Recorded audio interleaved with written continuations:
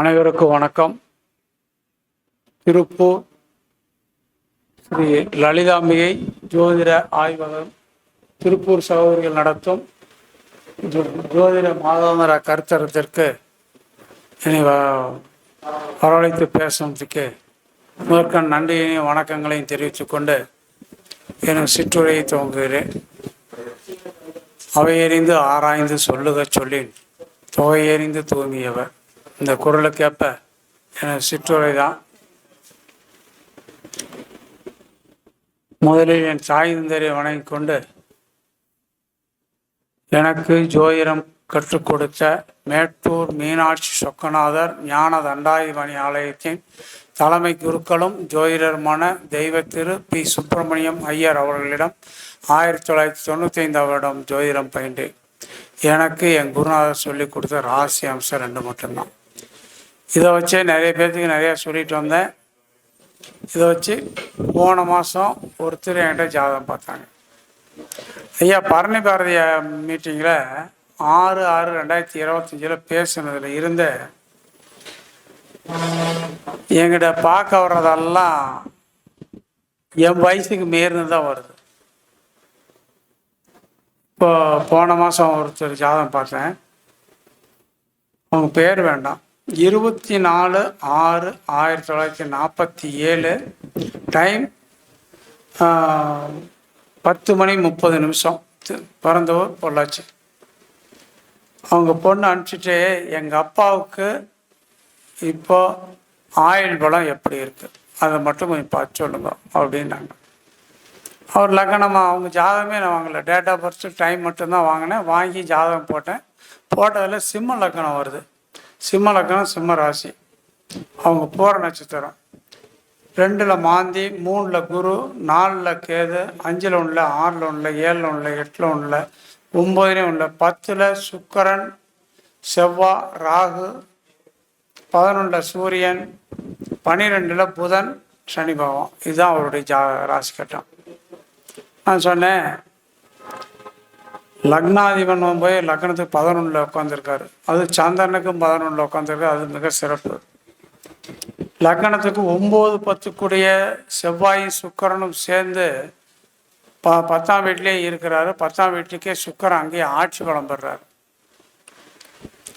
சொன்னேன் 10க்கு அதிபன் ஆட்சி உச்சம் பரிவாய் சுவரும் கேந்திரமாய் விச்சைக்குரிய தானமுடன் விளங்குமுடைய தலைமகனை புத்தர் கரி கைமாலும் புகுந்து காணும் தனவானாம். மிக தனவான பிழைப்பாருமா. பேர் புகழ் அந்தஸ்து கௌரவத்தோட நல்லா பிழைக்கிறாரு, நல்லா இருக்காரு அப்படின்னு. ஆயுள் பாவத்தை எடுக்கும்போதும் ஆயுள் 8ஆம் பாவம், 8ஆம் வீட்டுக்கு அதிபதி போய் 12ல் இருக்காரு. இன்னைக்கு கோச்சாரத்துக்கு லக்னத்துக்கு 8ஆம் வீட்டில் இருக்காரு. இப்போ தற்சமயம் சிற்சில உடல் உபாதைகள்லாம் வரும், பெருசாக வராது. இப்போ குரு பயிற்சி ஆகுது. குரு பயிற்சி ஆனப்போனா அந்த குரு 9ஆம் பார்வையாக சனி பகவானை பார்ப்பார், 8ஆம் வீட்டையே பார்ப்பார். அதனால் இப்போ வந்துட்டு இருக்கிற மருத்துவ செலவும் குறைஞ்சிருமா, கவலைப்படாதீங்க, நல்லா இருக்கு. ஆயில்லாம் ஒன்றும் இல்லை. இப்போ அவருக்கு நடக்கிறது தற்சமயம் சனி திசையில் ராகு புத்தி நடந்துட்டுருக்கு. ராகு திசாநாதனுக்கு 11ல் தான் ராகு இருக்கார். ஒன்றும் ஆயுள் பங்கமெல்லாம் ஏற்படாதுன்னு நான் சொன்னேன். சரியா அப்படின்னு சொல்லிட்டேன். இவருக்கு சிம்ம ராசி சிம்ம லக்னத்துக்காரர்களுக்கு குழந்தைங்க 2 பொட்டப்பிள்ளை தான் கிடைக்கும், பையன்லாம் கிடைக்காது. இவர் வீட்டுக்கு எதிரில் இருக்கிற வீட்டுக்காரரை பாருங்கள், அவங்களுக்கு 2 பொட்டப்பிள்ளை தான் இருக்கும், பையன் இருக்காதுன்னு சொன்னேன். அது சொன்னதெல்லாம் அப்படியே அவங்க அமைதியாகிட்டாங்க. ஆமாங்கய்யா, நானும் எங்கள் அக்காவும் 2 பேர் தான். அதே மாதிரி எங்கள் அப்பா இருக்கிற வீட்டுக்கு எதிரில் இருக்கிற வீட்லேயும் அவங்களுக்கே 2 பொட்டப்பிள்ளை தான். எப்படி சொன்னாங்க ஏன்னு கேட்டேன். இதெல்லாம் ஒரு இதம்மா அப்படின்னு சொன்னேன். சொல்கிறது சரியாக இருக்குங்காட்டின்னா அவங்க அந்த ஜாதகத்தை பார்த்து சரின்னு ஒத்துக்கிறாங்க. அவங்க சரியாக இருக்குங்காட்டின்னா எங்கள் அப்பா அதை பார்த்து எங்கள் பொண்ணுதை பாருங்கன்னு சொல்லி அனுப்புகிறாங்க. எப்படி சரியில்லைன்னு சொன்னால் அனுப்புவாங்க. அதுவும் எனக்கு கற்றுக்கிட்டதுக்கு வச்சு நான் சொல்கிறேன். எல்லாம் இறைவன் செயல், எல்லாம் என் குருநாதர் நினச்சிட்டு தான் சொல்லுவேன். சொல்கிறது எதுவும் ஃபெயில் போல் அதே மாதிரி தான். அதேமாதிரி இன்னொரு ஜாதகம் பார்த்தேன் பாருங்கள், அவர் பேர் வேண்டாம். 24/8/1982 டைம் 3:15 பிறந்த ஊர் சிறுவில்லிபுத்தூர். அவர் ஜாதகம் பார்க்கன்னு டேட் ஆஃப் பர்த் டைம் தான் அனுப்பிச்சுட்டார். அவர் ஜாதகம் போட்டேன். தனுசு லக்னம் 2, 3, 4, 5, 6 வரைக்கும் ஒன்று, ஒரு கிரகம் இல்லை.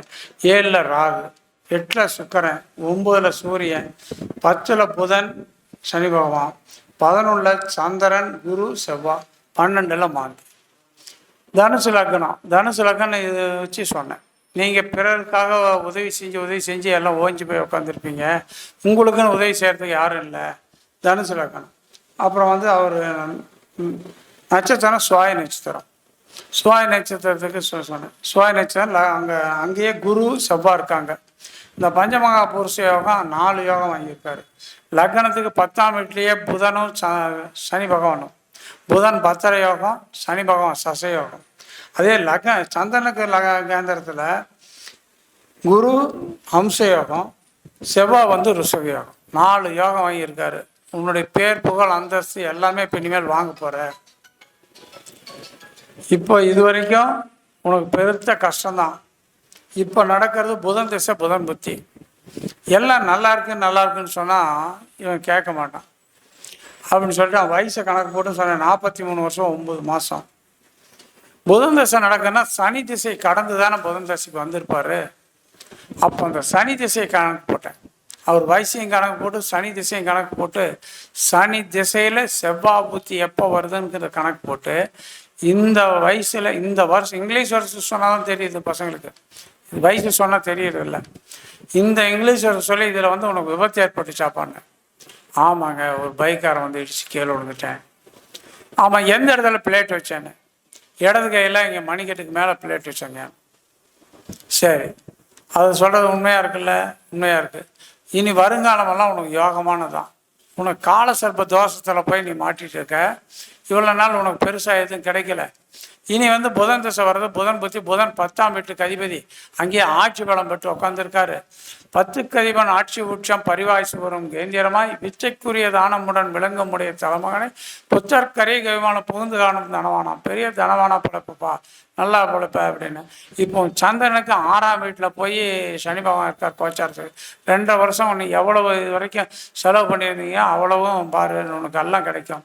ஏன்னா சந்திரனுக்கு 6ஆம் வீட்டில் சனி பகவான் இருக்கிறது அது ஒரு மிக சிறப்பு.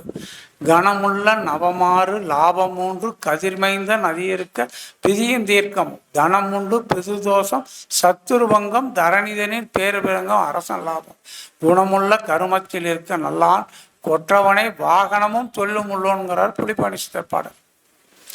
இப்போ 2.5 வருஷம் நல்லா இருக்குது, அற்பமாக இருக்குது, நல்லா இருக்குது, திசாபுத்தியும் நல்லா இருக்குது. நீ நல்லா காசு பணம்லாம் சம்பாரிச்சுக்கன்னு சொன்னேன். அப்புறமேட்டு தான் என் மனைவி கேட்ட, அப்படியே லக்னத்துக்கு 7ஆம் வீட்டில் ராகு உட்காந்துருக்காரா, சனி வாங்க 10ஆம் வீட்டிலேருந்து 10ஆம் பார்வையாக அங்கே 7ஆம் வீட்டை பார்க்குறாரா, எத்தனை மனைவிப்பான்னு கேட்டேன். ஐயா ஒரே மனைவி தாங்க. அந்த மனைவி சண்டை பண்ணி கோச்சிட்டு போயிட்டா. அப்புறமே பிள்ளைங்களுக்கு சாப்பாடு செய்ய போகிறதுக்கு இல்லைன்னு சொல்லிட்டு ஒருத்தர் பழக்கம் அப்படிங்கிறோம். சரி, 2வது ஒரு பழக்கமாகி ஒரு பொண்ணோட நீ இருக்க, அது இல்லாமல் இன்னொரு பொண்ணை நீ பழக்கப்படுத்தி வச்சுருக்கியான்னு அப்படியே சொன்னேன்னு கப்புன்னு அவன் இதாகிட்டான்.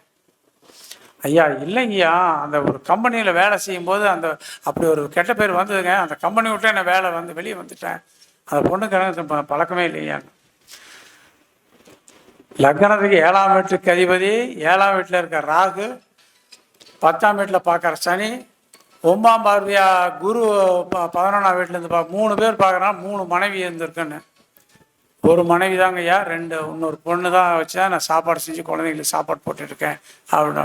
இன்னொரு பொண்ணையும் வச்சுருக்கிற, அது வேண்டாம், கழட்டுவிட்டு நல்லா திசாபத்தி நடக்கும்போது 10 ரூபா சேர்த்து பிள்ளைங்களை இது பண்ண வையே அப்படின்னு சொன்னேன்.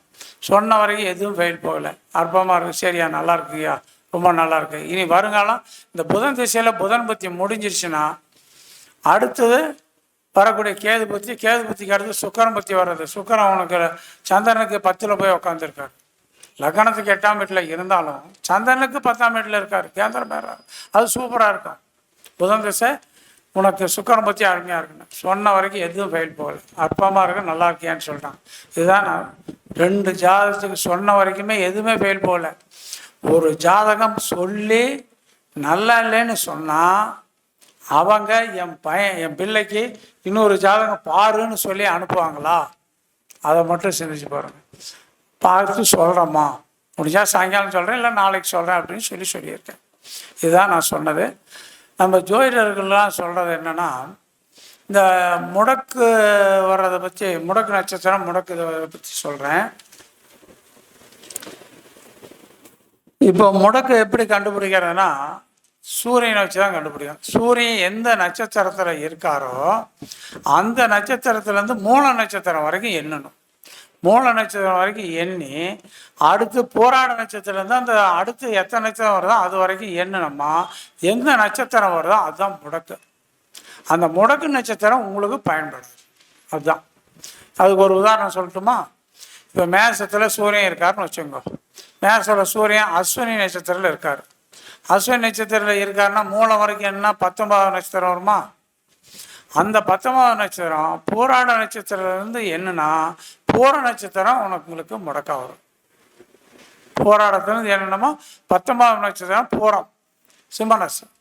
அந்த பூர நட்சத்திரம் உங்களுக்கு முடக்கா வரும். அந்த நட்சத்திரத்தினுடைய இதில் உங்களுக்கு எந்த ஒரு பலனும் நடக்காது அப்படிங்கிறது தான் இது. அஸ்வினிக்கு பூரம், பரணிக்கு மகம், கிருத்திக்கு ஆயில்யம், ரோகிணிக்கு பூசம், இப்படி ஒவ்வொன்றும் நம்ம 27 நட்சத்திரத்தையும் எழுதிக்கிட்டு ஃபஸ்ட்டு போகிறதுக்கு கீழே வரிசையாக எழுதிட்டு வந்தோமா அது முடக்கு நட்சத்திரம் நமக்கு தெரியும். இதுதான் நான் சொல்கிறது. இங்கே நம்ம திருப்பூர் பக்கத்தில் அவினாசி பாளையம்னு ஒன்று இருக்குது. அவினாசி பாளையத்தில் இந்த ராமசாமி கோயில்னு ஒன்று இருக்குது. அந்த கோயிலுக்கு புரட்டாசி மாதம் போனேன். புரட்டாசி மாதம் போயிட்டு அங்கே சாமி எல்லாம் கும்பிட்டு ஒரு ஹோட்டல் கடைக்கு போய் சாப்பிட்டேன். சாப்பிட்டுட்டு பில் கொடுக்கும்போது அந்த முதலாளி வலது கையில் குருவரல்ல கனக புஷ்பராகங்கள் போட்டிருந்தார், தங்க மோதிரம் போட்டிருந்தார்.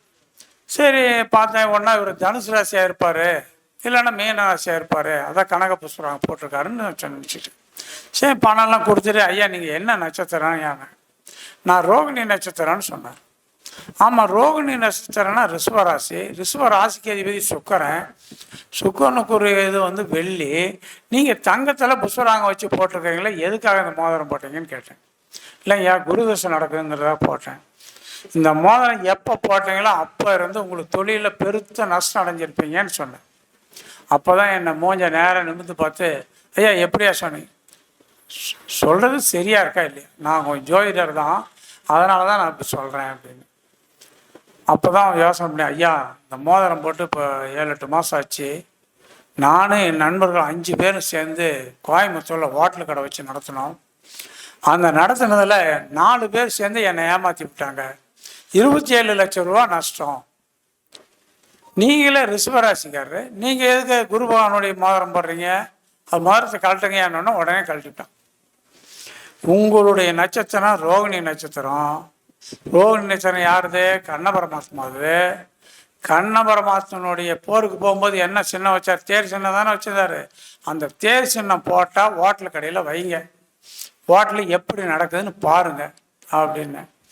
சரியா ஐயா, உங்கள் செல் நம்பர் கொடுங்கன்னு வாங்கிட்டாரு.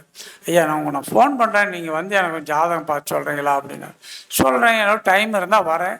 அங்கே எனக்கு வீட்லேயே ஜாதகம் நிறையா வருது, அதனால் பார்த்துட்ருக்கேன், ஃபோன் பண்ணுங்கள், எப்பாச்சும் நான் வர முடிஞ்சா வரேன்னு. சரின்னு சொல்லிட்டேன். மீண்டும் ஒரு டைம் ஒரு 10 நாள் கழித்து மீண்டும் கூப்பிட்டாரு. தொடர்ந்து ஃபோன் பண்ணிகிட்டே இருந்தார். சரி என்னடா தொந்தரவு பண்ணுறாருன்ட்டு மீண்டும் போய் பார்த்தோன்னே பார்த்து சொல்லிவிட்டு எல்லாம் இப்போ 4ஆம் வீட்டில் சுக்கரம் உட்காந்துருந்தார். கேந்திரம் வாகனம் சாணம் 4 வந்திட ஆட்சி உச்சம் ஆகவே கேந்திரம் கோணந்தன்னில் கீர்த்திமானாய் தேகமாய் கட்டில் மத்தை சேத்திரம் நல்ல வீடும் பாகமாய் ஆயுள் தீர்க்கம் வாகனம் பரிசை சுத்தம்னு சொன்னேன். வண்டி வாகனம் வச்சுருக்கீங்க, பெரிய மெத்த வீடு கட்டியிருக்கீங்க, அதில் பெரிய கட்டில் மெத்த பீரோலாம் போட்டுருங்க, நல்லா அம்சமாக பிழைக்கிறீங்க, எல்லாம் உங்கள் வீட்டுக்கு அருகாமையில் ஒரு கோயில் இருக்குங்க, நல்லா விளக்கத்தை தான் சொன்னேன். ஆமாய்யா நல்லா இருக்குது. உங்களுக்கு கல்யாணமாகி ஒரு பையன் இருக்கான்னு கேட்டேன். அது அதனால் இருக்குதுன்னு சொல்ல மாட்டேங்கிறான், இல்லைன்னு சொல்ல மாட்டேன். ஐயா அப்போ தான் உண்மையை சொல்கிறான். ஐயா நான் வேற ஒரு பொண்ணை விரும்பி கல்யாணம் பண்ணிட்டேன், அந்த அம்மாவுக்கு ஒரு பையன் இருக்கான். நீங்கள் சொன்னதெல்லாம் உண்மை தான், ஆனால் எங்கள் சொந்த பந்தமெல்லாம் அவங்கள வேண்டான்னு சொல்லி இது பண்ணதுனால பணத்தை கொடுத்து அவங்கள வித்ரா பண்ணிவிட்டேன் அப்படின்னு சொன்னோம். சொன்ன வரைக்கும் எதுவும் போகலை. அது வேண்டாம், உங்கள் வேற ஒரு பொண்ணை பார்த்து உங்கள் சொந்த பந்தத்துக்குள்ளேயே கூட ரெண்டாம் தரமாக கூட கட்டிக்கங்க, அது நல்லாயிருக்கும் அப்படின்னு சொன்னேன். நன்றி, வணக்கம், வாழ்க வளமுடன்.